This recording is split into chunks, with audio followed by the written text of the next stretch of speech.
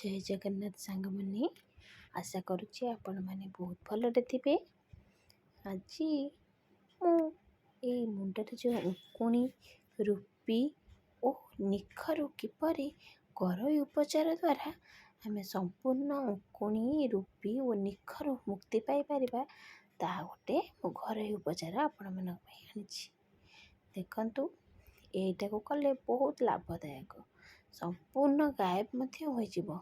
आपण जानी पियाज केते दरकार होता है।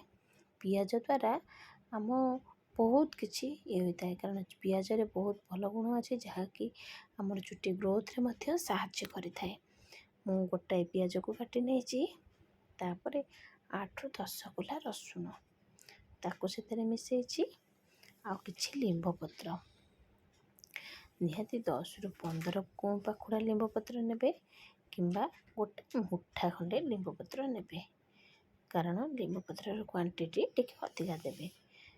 आपण जदि बहुत अधिक चुटी से हिसाब रे आउ टिके अधिक नले नेबे जार कम चुटी जति आपण मानक देखौछि नेबे ताको नहीं कि भलसे क्लीन कर देथिबे ताको क्लीन कर ताको गोटे फाइन पेस्ट बने देबे। आम ग्राइंडर जार रे सब पकई देबे कि ताको गोटे फाइन पेस्ट कर देखु सांग मैंने आपण मानक जेमी देखौछि आपण माने ठीक एहीपरि ही करिवे। सेतेरे निहाती 4-5 चामच खंडे पानी देदेवे। पानी देदेले सेटा गोटे भल पेस्ट बनिजिवो। देखो मोटे ताको फाइन पेस्ट चिकण कि पेस्ट करदे जो मैंने तर ग्राइंडर बाटी पारे शिଳରେ बाटी पारे। गोटे ताटिया नहीं मुझे गोटे कॉटन कपड़ा रे ताको भलसे चिपुड़ी देवा द्वारा आमर खदरा अंश बाहर जीव भल लिक्विडे आम पाइबा।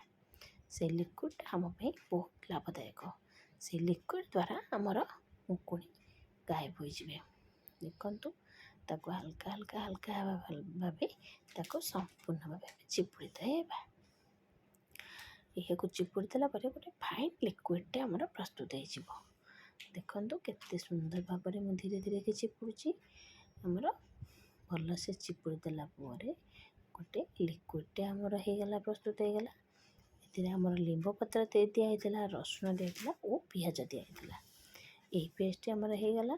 देखु भल सुंदर देखा पूरा फाइन खदरांश बाहर जेहेतु आमर पूरा फाइन लिक्विड प्रस्तुत होगला। से आम जो ठाकुर घरे जो कर्पूर जालुचे आमर कर्पूर आरती कराऊँगी से गोटे कर्पूर ताको भलसे चूना टिके करदबा ताको टिके भलसे चूना करदे आम से लिक्विड रे मिसई दबा ताको भलसे टिके मिसईबे कारण न मिसईले से ताहा मिसबनी तले बसीजिवो। सेतिबे ताको भलसे टिके मिसई देबे चामच रे ताको ऊपर तल करी भलसे टिके मिसई देबे।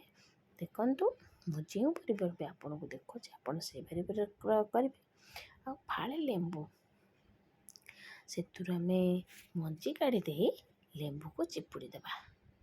देखो आमर येगला यही लिक्विड की आम तुला गोटे तुला नहीं जीवे से तुला को से लिक्विड रे बुड़े आमर सबू चुटीर मूल मूल आम तुला साहाଯ୍य ताको लगाईदेवा। आ जहाँ बलिबो ताको आम सब जो थोड़ा चुटी गुड़ाक ताको सब लगेदेवा।